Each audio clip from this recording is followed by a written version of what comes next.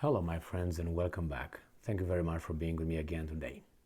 Maybe you're familiar with this situation where the U.S. military special operations commandos will train some or supervise some newly formed groups in Ukraine to operate in a certain kind of way, but this U.S. special troops will not actively engage the Russians. They will just, tell these guys, hey, don't step over there. Hey, did you wash your hands after you use the restrooms? Okay, you're gonna only like that, like babysitting, and we believe that. So we have this little article here coming from Russia Today. It's from 11th of February 2023. Russia issues warning to U.S. over special operations in Ukraine. The development of such troops would carry indescribable risks, end quote, Moscow ambassador claims. You think? Russia's envoy to Washington has responded to recent reports that the U.S. is seeking to resume its, and I'm quoting, top secret programs, end quote, in Ukraine, warning that it would mean direct American involvement in the conflict. Yes, and that tells me that the Ukrainians must be losing, because if you up and escalate and you try each and everything more and more and more, that means that what you already provided does not work. Because if it would work, you would just wait until they win and you don't have to send your boys over there. I knew, or at least I said it for, 10 months already, that eventually there would be a way in which the West will bring troops over there under euphemistic, terms and all that. They will call them peacekeepers. They will call them love makers. They will call them supervisors. They will call them, inspectors. They will call them something. Or volunteers. They sign as a volunteer in Ukraine, but before they enter Ukraine, they sign something else with someone else. And they're coming as volunteers. If they're captured or killed in Ukraine and you check their paperwork, IDs, that's all volunteers. But when they leave Ukraine, they are, you know what I mean? It's very many ways to, do this. In this case, the American says, you know what, we're going to send this, and but they're not going to fire one bullet. Promise. And the pinky promise, the Russians, yeah, okay, we believe you, davai, let's go, pashli, or whatever. Let's go and see what's going on with these weasels. Asked to comment on a report published in the Washington Post on Friday, which said the Pentagon may restart its clandestine operations in Ukraine, Ambassador Anatoly Antonov said that while the claim has not been confirmed by officials, it would mark a major escalation. So, what are you going to do about it? Oh, you're just going to face them over there? Is that what it is? Now, and I'm quoting, discussions on the pages of one of the leading American media about the possible sending of special forces to Ukraine are very remarkable, end quote. He said, such publications once again testify that here in Washington there is an obsession with an unrealizable dream to inflict a strategic defeat on Russia and readiness to face indescribable risks in this pursuit. End quote. And I'm quoting here. If the U.S. leadership decides to resume activities of the Special Operation Forces on the Ukrainian territory, it will represent indistinguished participation of the regular army in the current conflict.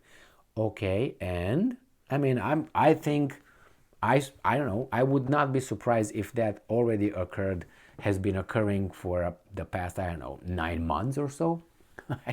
And why not? And what are you going to do about it? The same old, nothing.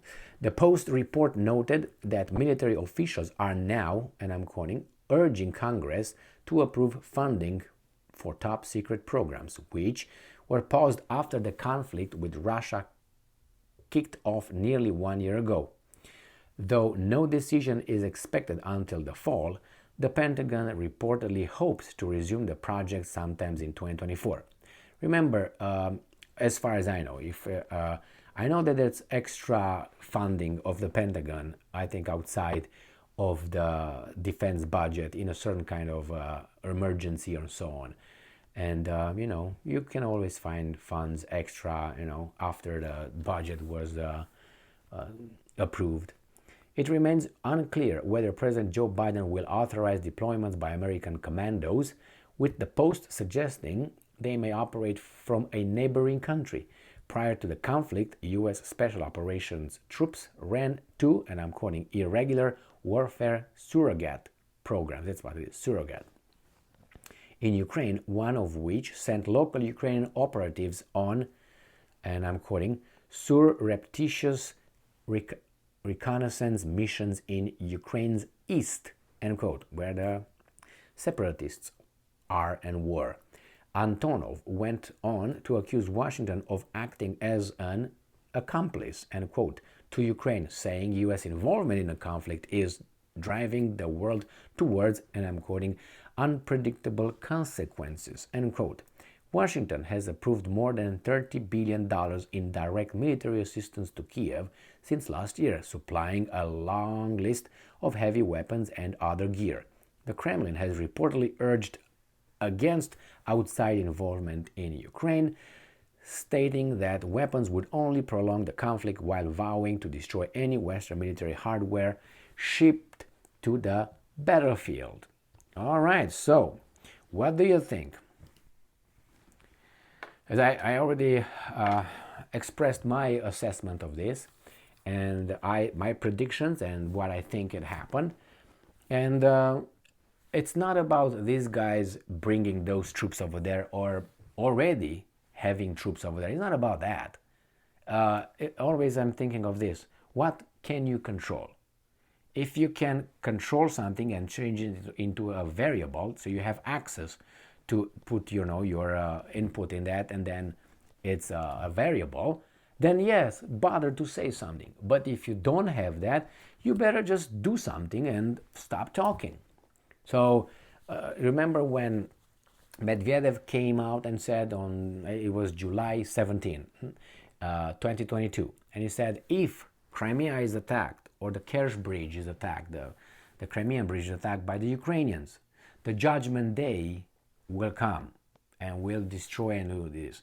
Now on the 8th of October 2022, the Kerch Bridge was attacked. The Russians, after they conducted their investigation, concluded that it was the Ukrainians. On the 9th, the next day, and then the 10th, major missile attacks on Ukraine started on the infrastructure. Since then, it was nothing like that. And then from then, periodically, the Russians almost every month destroy infrastructure, targets in Ukraine. So maybe when these guys say something, you at least pay attention.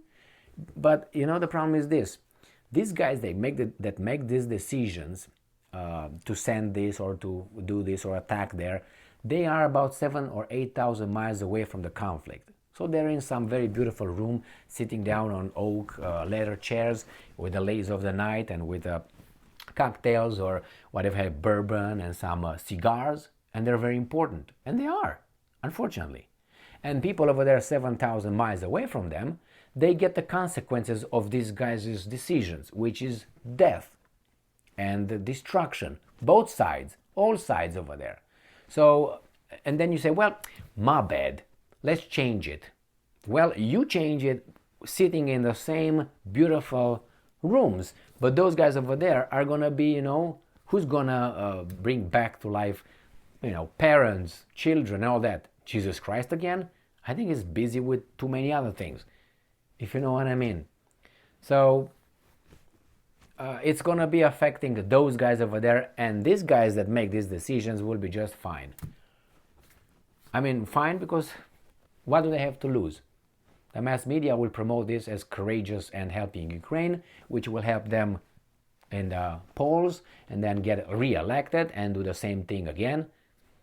And they will say, well, we tried. Remember with South Africa when it was all that apartheid and tralala? Remember that one?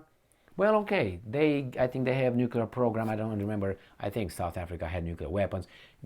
Leclerc or Declerc, I don't remember. He just gave up everything. He said, let's get everybody to vote, which is great, which was okay, was the way it should be, the citizen of a country and so on. And what happened after that? Economically, socially, militarily. What happened with South Africa?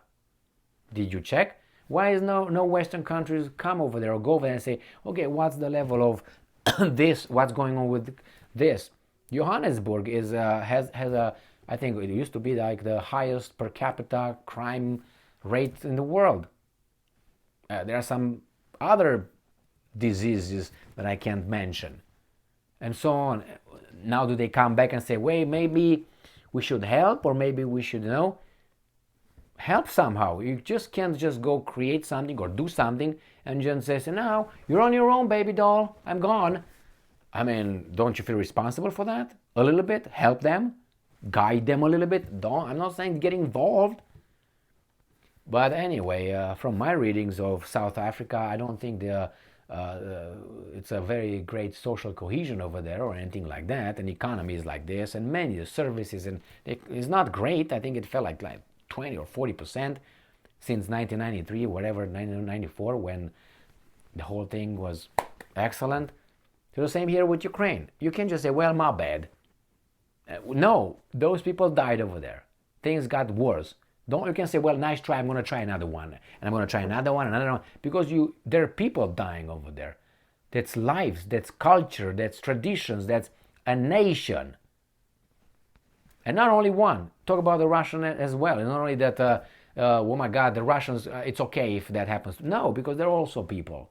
Also, they fight for other values, not other values, other ideas, and say, oh, this is our land. And he says, no, it's our land. Now, which land is it? Is this God's? God gave this to us so we can blah, blah, blah, tra la la. Remember that scriptures? So then whose land is that? Don't start me with Ezekiel now. I'm going to find out immediately whose land that is and who's supposed to inherit it. Anyway, thank you very much for being with me again today. Yes, people will die over there. I think they're still there over there, commandos or people that say they are this, but they are that. Well, what can you do? I am just frustrated that Ukraine and Russia get like this for something that could have been very nicely settled, I think. Not easy, but could have been settled with much, much, much less destruction and consequences. Because if let's say you think, oh, I won. Well, you won. Do you think it's going to be like this forever? Some people won the First World War. Remember that one? And that was great, yeah? What happened in 20 years? 21 years or something? Here you go. So now countries have conscience, have national conscience. They don't forget certain things. And they have grudges and their frustration and so on. You try to do this and that, and works both ways, always. We're human. Thank you very much for being with me again today. Stay strong, stay smart, look for the truth, and be just. Look for the truth, what the hell? And be just. Look for the truth. Don't have teeth.